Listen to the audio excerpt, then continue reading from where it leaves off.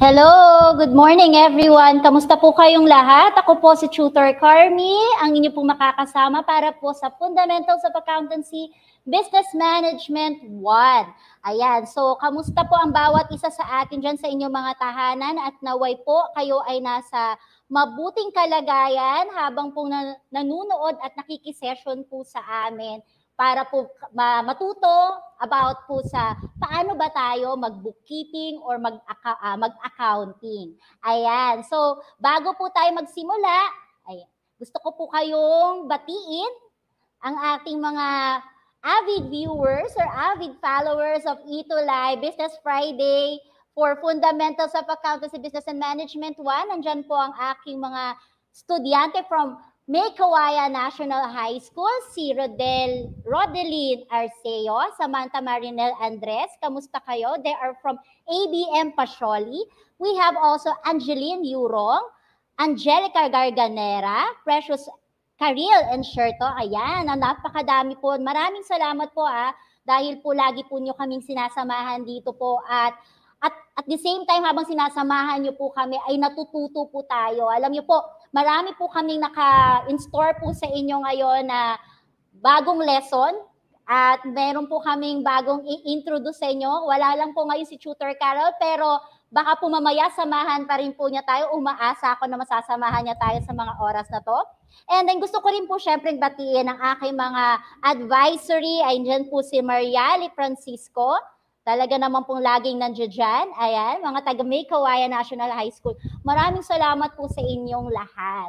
So, hindi ko na patatagalin, no? Sige po, at tayo po ay magsimula na ng ating bagong lesson for the Accountancy Business and Management 1. Ayan, sige, let me share with you my screen.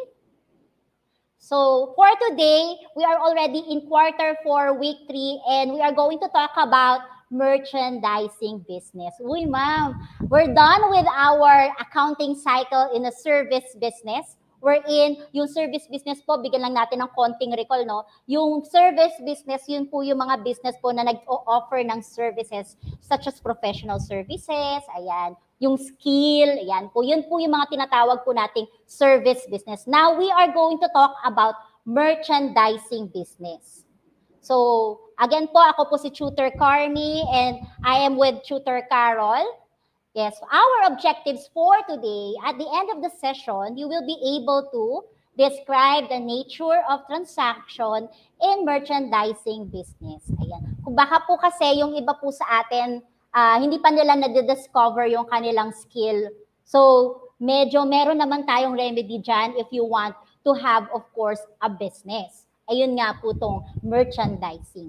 So, learn new accounts for merchandising business which are different from service business. Ayan, so medyo dahil po magkakaroon tayo ng pagbabago when it comes to the offered services or the offered product, meron din pong pagbabago, of course, dun sa chart of accounts natin. At yun po ang ating ipafamiliarize sa mga oras na to. Then, of course, know the inventor system in merchandising business. Ayan. So, those are our objectives for today. So, merchandising business, let us first define what is a merchandising business. So, when we talk about merchandising business, it is a company that buys goods and resells these goods without making any modification at a price higher than its purchase price for the purpose of making profit. It is product-oriented firm, and its examples are sari-sari stores, drugstores, supermarket. So, ibig sabihin po, all of us are actually familiar now with what is merchandising business. So, ang ginagawa lang naman po talaga ng mga merchandising business or trading business po, they also call it trading, ay bumibili sila ng produkto, nagma-mark up sila ng presyo, at of course, through selling of goods, they of course get a profit from it. So, yun lang po ang ginagawa niya. So, parang madali siyang pakinggan, pero mas may bibigyan pa natin ng emphasis po yan sa susunod po na slide. So, there are actually types of merchandising business. These are the retailers, which is a merchandising company that sells goods directly to the customers. Ang pinakamagandang example ng retailer is the sari-sari store. So, bibili sila ng produkto Okay, at ibebenta nila yon directly to their customer. And when we talk about wholesaler, ayan, punta tayo sa Divisoria. Ayan, maraming wholesaler doon. So usually, si retailer ay bumibili kay wholesaler. Ayan, para doon sa produktong ibebenta niya sa kanyang mga customer. So, ang wholesaler naman po, ito yung mga merchandising company that sells goods to retailers. Tandaan po natin na yung binibili po o yung mga goods na binibenta ng merchandising business ay doon po mismo ay ito po ay buo at hindi po na nila kailangan lagyan ng any modification. Okay? So, ano ba example ng mga wholesaler? Pinakamagandang example po niyan ay yung mga tindahan sa Divisoria. Yan. Yung parang mas mura nga po nating nakukuha yung mga product if we are going to avail it pagdating po ng pag-wholesale po or malakihan o maramihan yung bibilhin po natin. Tapos i-retail na lang natin. Pag sinabing retail, alam niyo na, tingi-tingi. Ayan. Okay, so ano po ba yung channel of distribution? So magkaroon lang tayo ng konting ng review din po of what you have learned from your organ management. At syempre po, i-explain din po to sa principles of marketing, no? So, ang nangyayari po kasi when we talk about merchandising, from the manufacturer, papunta po yun sa retailer, papunta po yun sa ating consumer. Yun po ang process or the channel of distribution when we do the merchandising business. Okay? Next po. Let's now talk about the operating cycle of the merchandising business. As katulad po ng accounting po, the same naman po yung process ng accounting, ng merchandising. The same process po yan. Yun nga lang po, mas marami lang involved pagdating po sa merchandising. It's because we are looking into two perspectives. We are looking into the perspective of the seller and you also as a buyer. Okay, the business as a seller and business as a buyer. So, ano ba unang mangyayari pagka tayo ay nagkakaroon ng merchandising business? Una, syempre, we have a cash on hand or our capital to buy goods.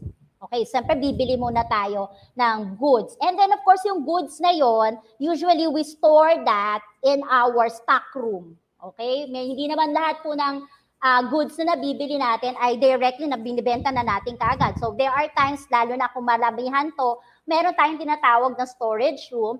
At ang tawag natin doon sa mga goods na binili po natin ay inventory. Ano po ba inventory? When we talk about inventory, these are the goods that we intend to sell. Okay? Binili natin kasi ibebenta natin. And of course, after we've stored that inventory or goods inside our storage, yun po ay bibenta na natin. From selling the inventory, of course, we can receive payment from our customer. At ikot-ikot lang. Kaya nga cycle po siya. So, paulit-ulit lang siya. Ayan. Okay, so let's have now, ano po ba yung inventory? Alam niyo po, kasi pag merchandising business, hindi ang pagkakaiba nila. Kasi sa service. Siyempre po, pag sa service po, usually po pag service lang po ang ginagawa po kasi natin dyan, nagbibigay tayo ng serbisyo. Patatawag tayo, tapos pagbibigay sila ng serbisyo, tapos po babayaran po. Pero po kasi pagka meron po tayong merchandising, ibig sabihin po nun, meron po tayong counting of the product that we bought for that is intended for selling. Kaya po ang mga companies or mga businesses po na merchandising usually have an inventory system. At meron po tayong dalawang system na ina-adapt po. Okay, we have of course the perpetual and periodic system. So ano po nga ba yung pagkakaiba ng periodic, no? Periodic po at saka ng perpetual. So pag perpetual po kasi, sabi nga dito, keep track all the changes in the inventory.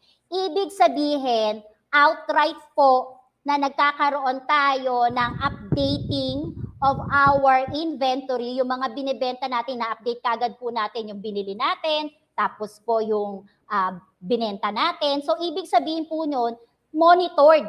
Pagka tayo ay meron pong, pag we are practicing perpetual or we are using the perpetual inventory system.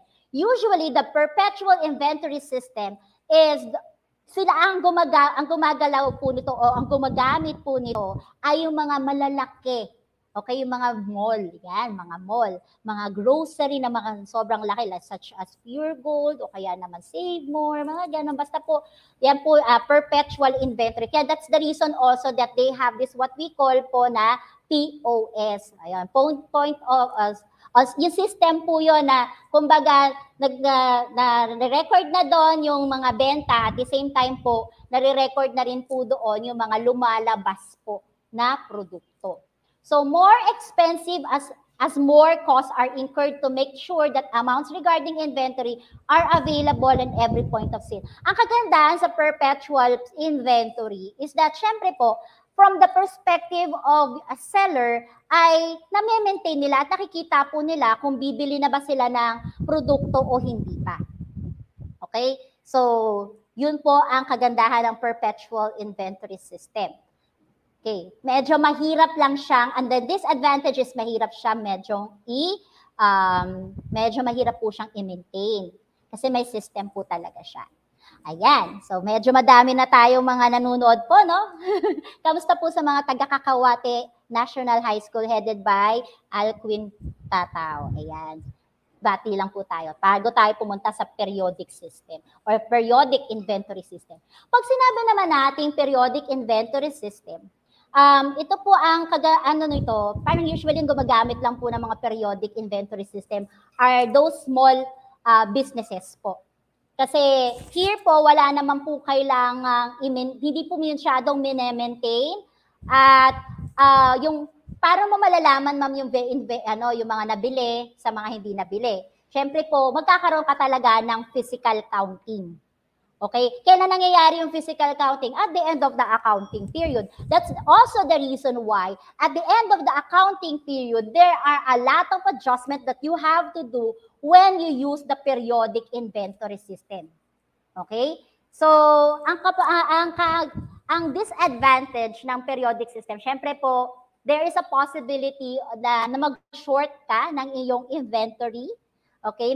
Mag-short ka ng inventory mo at yun nga po, yung mga turnovers medyo tumagal. Kaya po, yan po ay dapat talaga ma-maintain kasi natin. Dapat po kasi pag kailangan po ng tao yung produkto, dapat meron tayong maibibigay. Yun namang mahalaga pag tayo ay nag-business.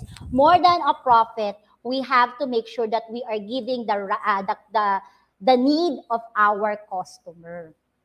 So yun medyo ang problema pagdating sa periodic inventory system. Yan. So, binigyan ko na po kasi kanina ng difference po, no? So let's still have a comparison of this two inventory system. Sabi po dito, use perpetual inventory system used for both expensive and inexpensive. So pwede naman po kahit po small, po kayo, kung kaya po talaga ninyo. Alam nyo bakit po may mga barcode po yung mga po natin, yung mga nabibili natin sa mga SM, ayan, for example, or kaya naman sa mga ibang grocery, okay, sa mga grocery po. It is because, yun nga po, dahil they are using the perpetual inventory system.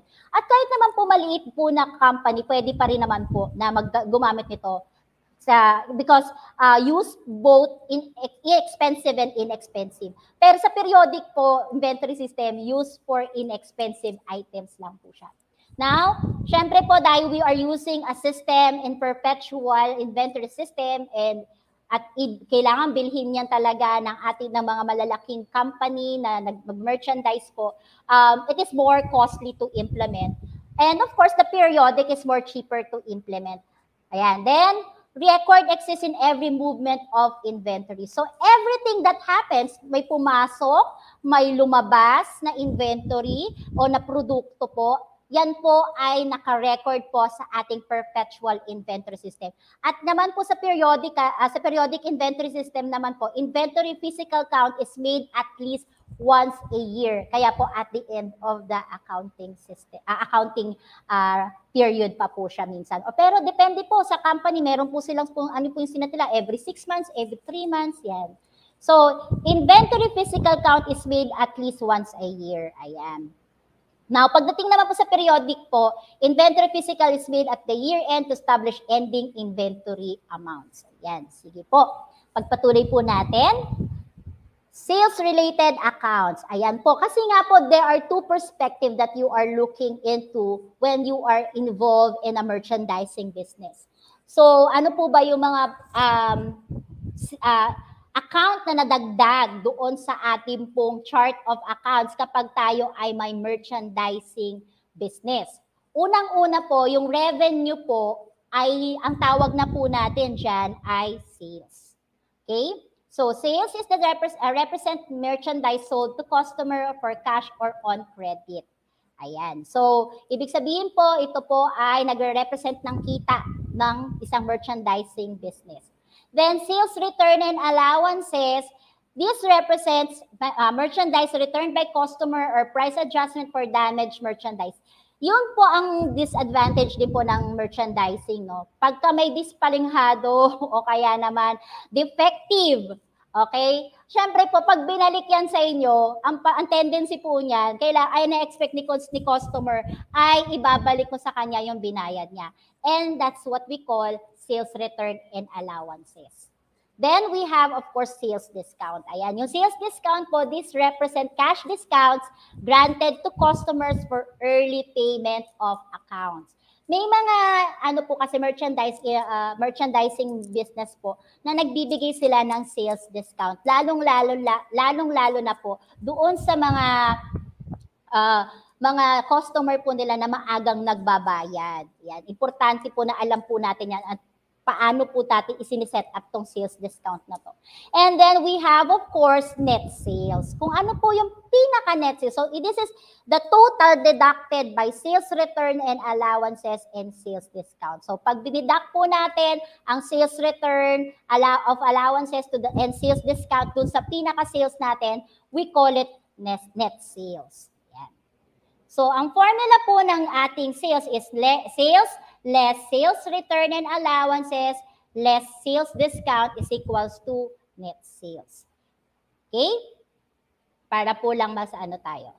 Now, then another perspective that we have to make sure na naiintindihan natin is you also, as a business, purchase.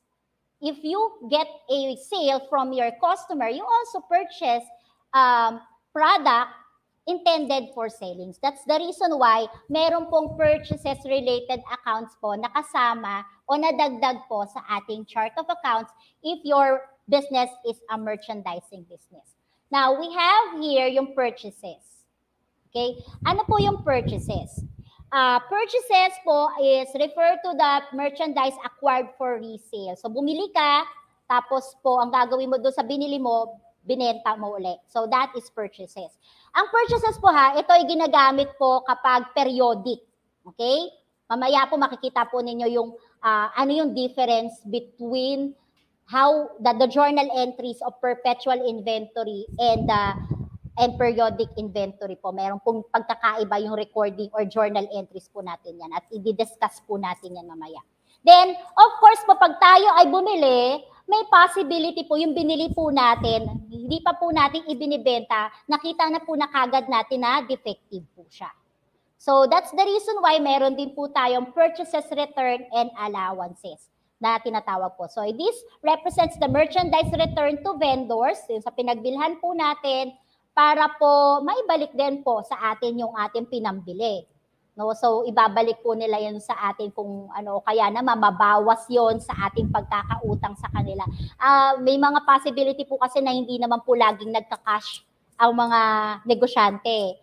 Alam niyo po, ang utang ay parte ng kanilang buhay po, pero marunong silang magbayad. Okay? No, so mayroon po 'yon, bare kung hindi mo siya binili ng cash, edi ibabawas doon sa pagkakautang mo. Pero kung binili mo siya ng cash, ibabalik sa iyo yung pinambili mo. Okay. Now, purchase discount. So, meron din po mga binibigay yung mga vendors po natin na discount doon po sa mga bumibili sa kanila. Okay. Sa perspective po ng buyer, ang tawag po nila doon ay purchase discount. This represent the cash discount granted by vendors to early payments of accounts. Okay, parang 'di ba kanina ay may sales discount at saka purchase discount. Yun ang pagkakaiba. Pag sales discount, syempre po seller side 'yon. Pag sinabi natin purchase, that is the buyer side. So now let's talk about transportation in. Ano po itong transportation in? Siyempre po, pag tayo ay bumibili ng maramihan na produkto, hindi naman natin kaya sigurong buhatin lahat yan. At hindi lahat na nagsisimula po na businesses ay meron po silang sasakyan. Kaya kung wala silang sasakyan, it's a must na sila ay dapat magbayad ng transportation in o tinatawag din po nating freight in. So, this represents the transportation cost of merchandise purchase. Okay? Yan. Sana po naiintindihan po natin. I want to see a heart sign po dun sa mga nakakaintindi po at nag-grasp po ang ating lesson for today about merchandising. Ayan. Sana po mag-heart sign po kayo dyan. At also give me a smile. Ayan. Enjoy lang po natin ang ating pinag-aaralan po ngayon para mas maintindihan po natin siya. Now, ano po ba itong purchases na to, ma'am? Actually, ma-encounter nyo itong mga formula na to pag kayo ay gumagawa na ng income statement.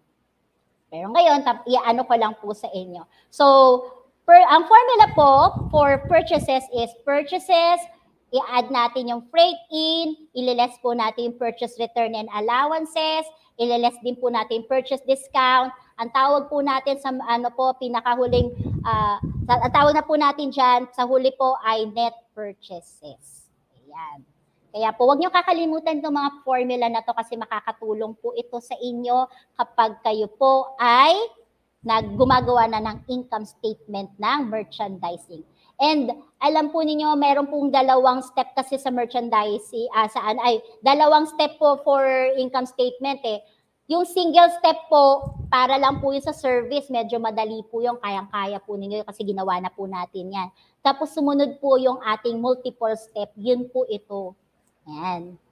So, meron din po tayong mga iba't ibang klase ng freight in at ng freight out po. So, pag sinabi natin freight in, yun nga po kanina, delivery fee. It is the delivery fee that is paid by the business for the incoming merchandise. So, ibig sabihin po kapag mayroon, parang yung mga Lazada, ayan, mga Shopee, pupunta po sa inyo sa bahay nyo, bumili ka ng merchandise, dagdag na po doon yung kanilang delivery fee. O kahit din po yung mga pagpa-deliver kayo ng pagkain.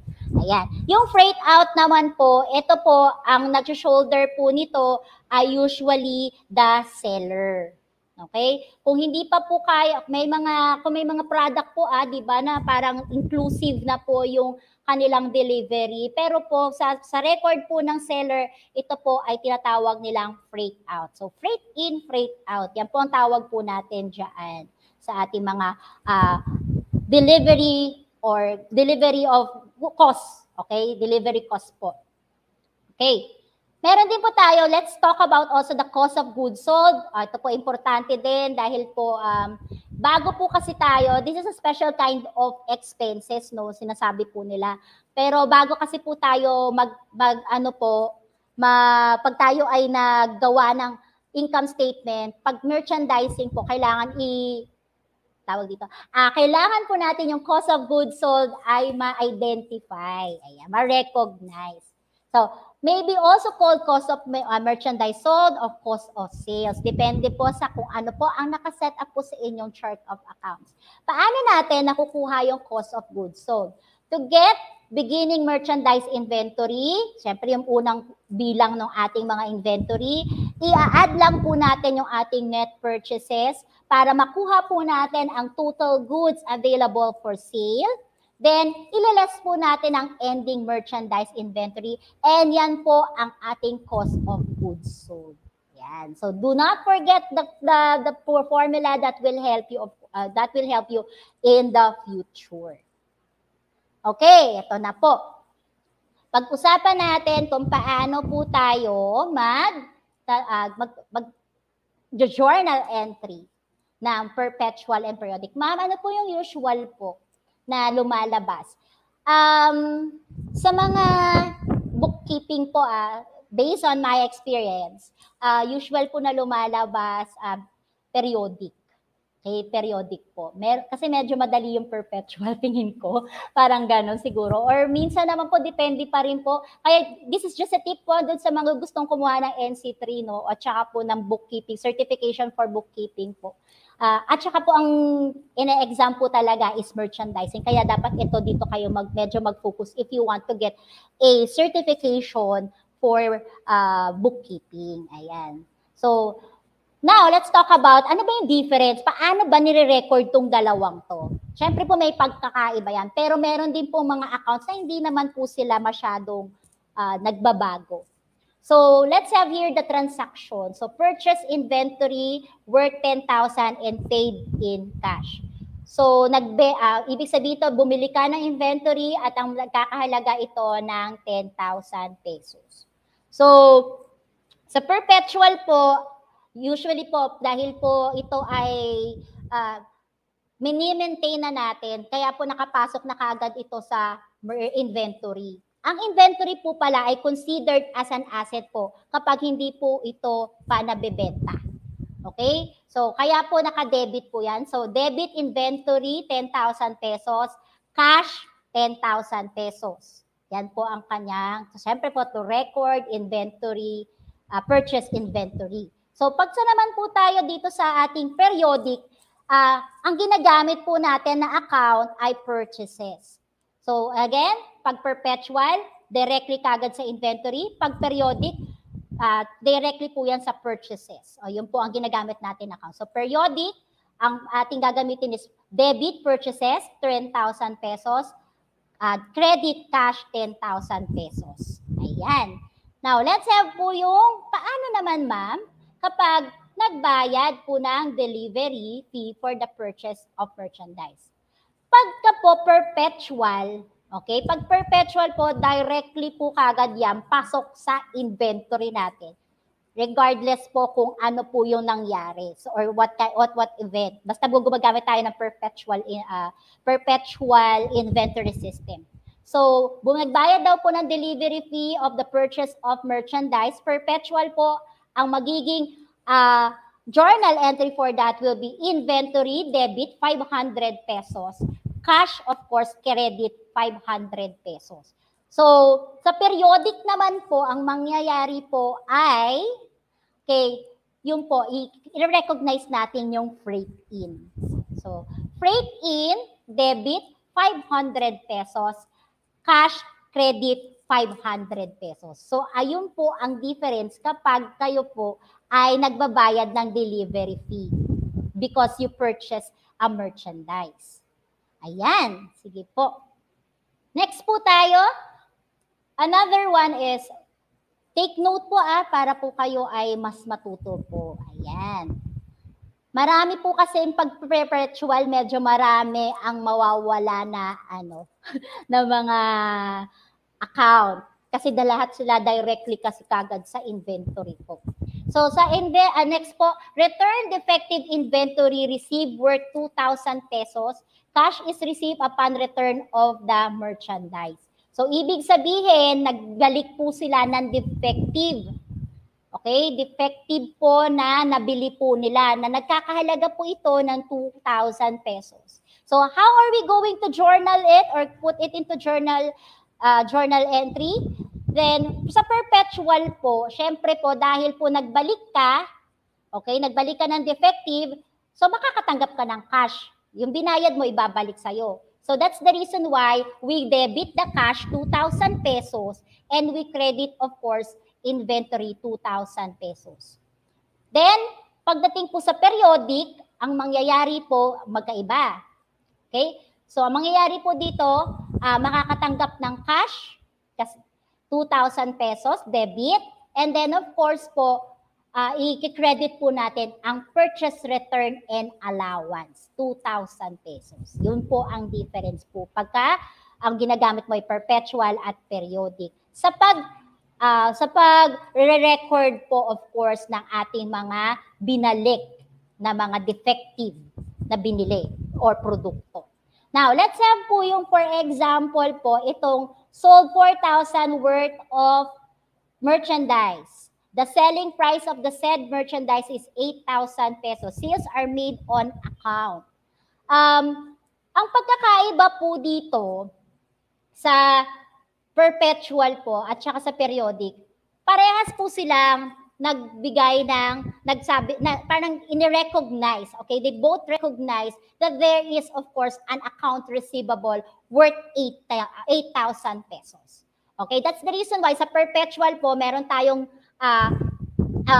account receivable, debit 8,000, credit 8,000, sales 8,000. Sa periodic din po, ganun din po, accounts receivable 8,000, sales 8,000. Ma'am, bakit po may cost of goods sold na naka-debit at may inventory na naka-credit? Ang ibig sabihin po kasi nito ay dahil po nag-a-update tayo, no? Nag-a-update tayo palagi. Kailangan po mapakita din po natin doon po sa perpetual inventory system na meron po talagang lumabas. Okay? May lumabas po na mga inventory. Kaya po, ang mangyayari po dyan, we will go into credit the cost of goods sold worth 4,000 pesos. And of course, the inventory worth credit inventory worth 4,000 pesos. So, debit, cost of goods sold or COGS, 4,000 pesos. Credit inventory, 4,000. Yun po ang reason bakit dalawa po ang ating entry kapag ganito po ang naging sitwasyon. Okay? Next po. Yan. So next po is, kunwari naman po ay sales worth 2,000 pesos, 2,500 were returned by customer as a wrong product have been delivered and the cost of merchandise is 1,250.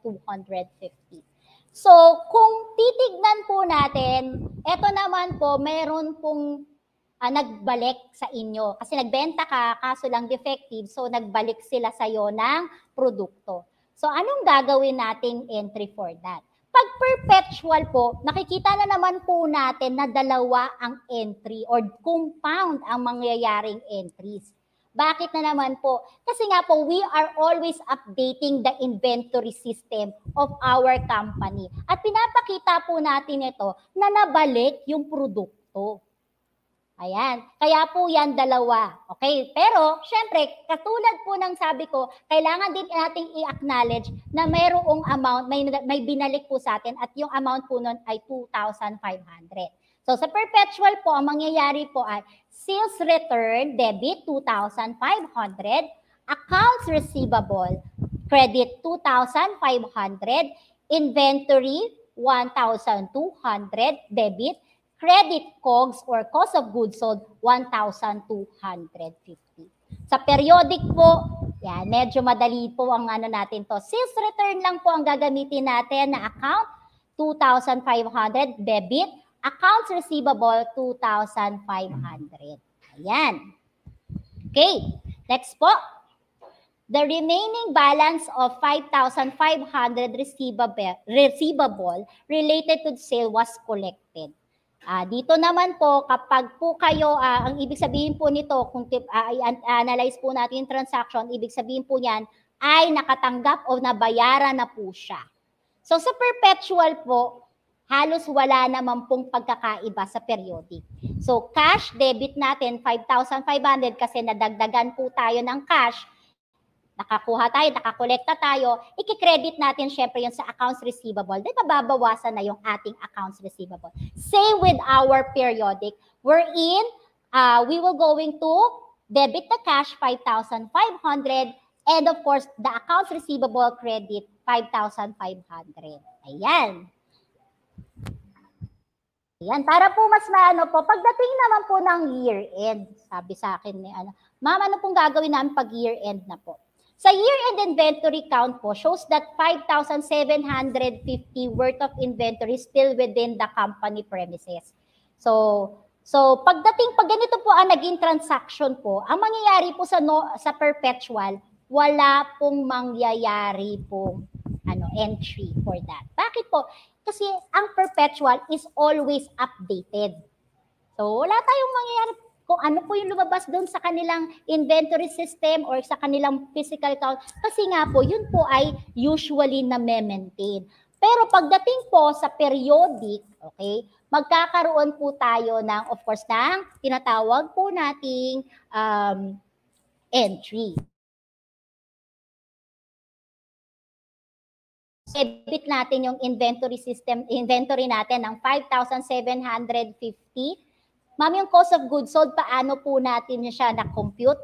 I have here a T account po kanina. So, okay, meron tayong 4,000 na dinebit po dyan at may 1,250 po tayo na credit dyan.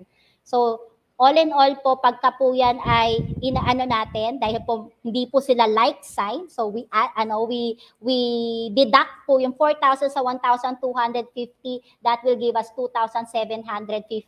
Or, you can also use yung COGS is determined by the beginning plus the net purchases, and that will give you the ending inventory. Para lang po, meron kayong dalawang way of thinking paano siya nakukuha. So, ayan. So, naka-debit po ang COGS natin or ang cost of goods sold natin na 2,750. And then, of course, yung purchase return natin is 2,000. And then, of course po, i-credit natin ang ating purchases, 10,000, at ang ating freight in po na 500. Yan. So, yan po ang ating magiging entry for this particular transaction. So, let's have of course, a review of what you have learned. Pwede po nating gamitin ang ating mga chat box for your answer. Okay, sige po. Tignan po natin gaano ba natin naintindihan ang ating Do not be afraid po na mag-answer po. Enjoy lang natin. Pwede po kayong mag-answer po sa ating mga chat box po. So let's have number 1. Transaction number 1. Ayan. Yun, narami po tayong kasama ngayon. Habang po nagsasagot po kayo, si Jericho Aradar. Ayan. Hello po, kamusta po kayo? They are from San Lorenzo Ruiz Senior High School. Ayan. Sige po, number 1 po tayo. Purchase goods from XYZ Company, merchandise cost of 45,000, which cash has been paid immediately. Ano po ang magiging perpetual at periodic po na entry po natin dyan. Sige po. Okay, ano po yung ating perpetual? And of course, ating periodic. Okay, baka po may mga gusto po mag-answer. Sige po. Ayan. Okay, so let's reveal the answers. Pag perpetual po ang inyo pong ginagamit na system or inventory system sa inyong business, inventory debit 45,000. Bakit po? Kasi bumili po kayo ng inventory. At syempre po yung cash po, kaya ka-credit po yan. Dahil nga po, yun po yung ginamit po ninyo at nabawasan po yung cash nyo na binili nyo po yun ng inyo pong product or ng inyong inventory. So sa perpetual po, yan po ang inyong entry. Pero pag periodic po kaya, sabi ni Mariali, sa periodic daw po, thank you Ms. Mariali for answering my question. Pag periodic purchases, 45,000, cash 45,000. Very good. Thank you so much Ms. Mariali for saving my day. Tama po, purchases 45,000, debit, cash po natin ay naka-credit ng 45,000. Sige, very good. Let's have number 2. Nag-return. Okay, basahin niyo mabuti ha. Ang importante sa accounting is na iintindihan po natin ang mga transactions. So, return 5,000 worth of defective merchandise upon careful inspection of the goods. A check has been received from XYZ Company amounting to the cost of goods return. Naku, may nagkaroon ng return. Okay? So, ano kaya ang ating magiging entry for this? Return 5,000 worth of defective merchandise. Okay. Madali lang yun sa perpetual. Madali lang din po sa periodic. For sure, kaya yan ng mga ano. Kaya yan ng lahat. Ayan, si Vince. Hi, Vince. Saan na ba ang sinasagutan mo ngayon? Okay, so sabi ni Vince, perpetual daw, accounts receivable, 5,000. Inventories, 5,000. Sa periodic daw po ay accounts receivable, 5,000. Purchase, return, and allowance, 5,000. Tignan natin mabuti ang ating mga, ang ating mga transaction. Basahin mabuti. Sabi naman ni Mariali, for perpetual, cash daw po ay 5,000. Tapos ang inventory is 5,000. Credit inventory. Tapos sa periodic daw po ay debit po niya yung cash, 5,000. And then purchase return and allowance is 5,000. Tignan natin. Tignan natin, it is the battle between Mariali and Vince. Sino kaya po ang nanalo? Ayan, may pa-contest, di ba? Ayan, sige po. Tignan po natin. Ayan, meron po, pag ganyan po ang naging transaction po, of course, mayroon po siyang natanggap na 5,000 pesos. So, yung cash po ay 5,000 debit, credit po sa inventory 5,000 pag perpetual po ang ginamit natin. Pag naman po periodic po ang ginamit po natin, okay, we have 5,000 po debit, cash 5,000, credit po yung purchase return and allowance 5,000. So obviously ang nakakuha ng tamang sagot ay si Miss Mariali. Very good. Kamusta? Ayan, galing. Ayan. So okay lang yan. At least po you are learning. What is important is you are learning. Ayan. Next po tayo. Sales on account has been made to negosyo ko. Okay, goods sold are worth 25,000. Selling price is 50% above cost. Ano natin, medyo pag i-analyze natin mabuti yung transaction po, no? So, sales on account, ibig sabihin, has been made to negosyo. Meron po kayong binili, okay?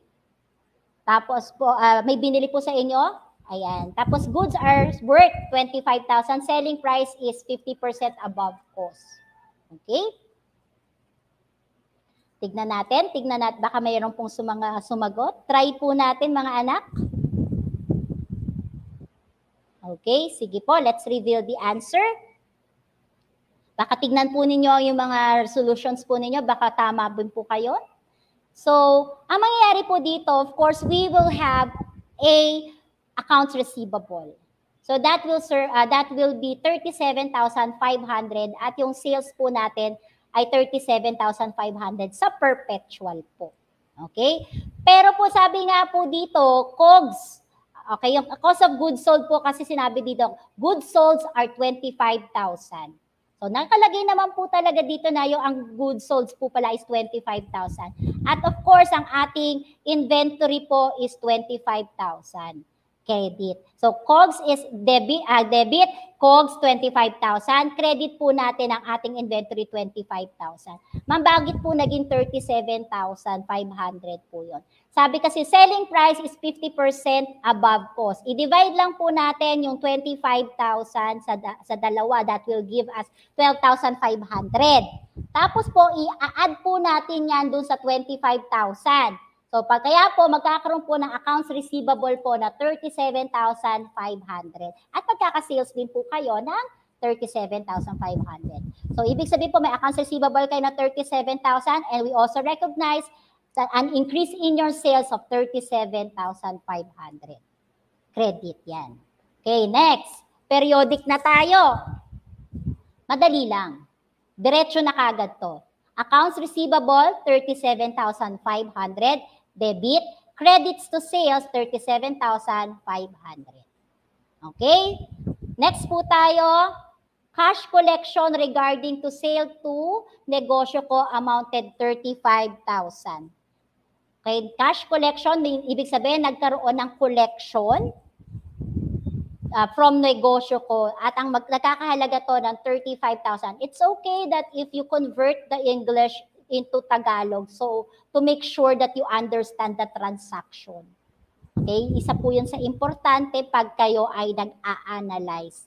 Dapat may comprehension.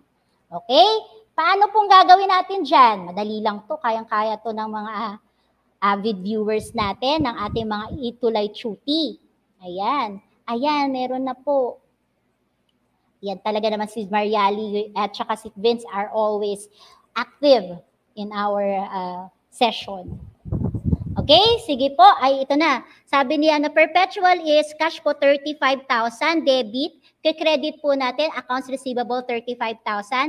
Then, sa periodic, ang cash, debit, credit to accounts receivable, 35,000. Okay, sige po, tignan po natin. May nakolekta naman po kasi, tama naman po kayo. Ayan, pag may nakolekta ka, tama yun, Vince, ang ating cash ay i-debit natin 35,000 at ang acting accounts receivable will be credited 35,000. Ibig sabihin, nabawasan na ang accounts receivable natin from the negosyo ko. Ayan, meron pa sa periodic po, the same lang.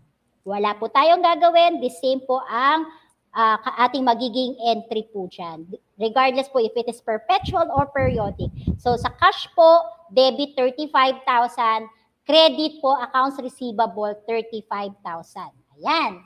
This will be our last item for this for our exercises po. So the remaining balance of the receivable from negosyo ko is determined to be uncollected. Naku, hindi pa daw nababayaran. Okay? Ito po yan. So, hindi pa daw po mababayaran. So, ibig sabihin, there is a possibility, baka na hindi na nga mabayaran, nakakalungkot. So, the company decided to write off. Ayan, dun po yung sa ano natin, sa adjusting entries po natin, tayo ay meron po tayong ginawa po na write off po, di ba? Pag alam natin na hindi na natin marireceive yung payment, talagang kailangan ng kalimutan. Ayan po, ginanira-write off po natin siya. So, paano natin po ira-write off ito if we are using a perpetual inventory system or a periodic inventory system? Okay? Tingin po ninyo, ano pong dapat natin gawin pag nira-write off? Okay, so let's reveal the answer. Okay, habang po nag-aantay-antay tayo. Okay, sige po, reveal ko na po yung answer. Pag nag-write off po tayo, madali lang po ito, tatandaan po natin. Di-debit lang po natin sa bad debts expense na 2,500 debit. Of course, dahil po, di-write off na nga po natin, babawas na po yan sa ating accounts receivable. Kaya kinikredit po natin, accounts receivable 2,500 sa perpetual. Now, paano pag ginamit namin ang periodic? The same lang po. Wala po kayong gagawin, same lang po yung ating magiging entry for that. We debit po the bad debts expense 2,500 and we credit the accounts receivable 2,500. Sana po ay natutunan. Ayan po ang aming mga reference for this for the lesson that we delivered po. If you have your feedbacks po or you have your suggestions po, do not hesitate po na i-share po yan sa amin. Okay, just scan lang po natin po itong QR code na nandito po. Yan. So anyway, maraming salamat po sa inyong lahat, sa inyong pong patuloy na pagsama sa amin every Friday ni Tutor Carol. We hope that everything will be good for you. I hope that you will have a nice weekend. And God bless you all po sa inyong lahat. Ingat po kayo. Bye-bye.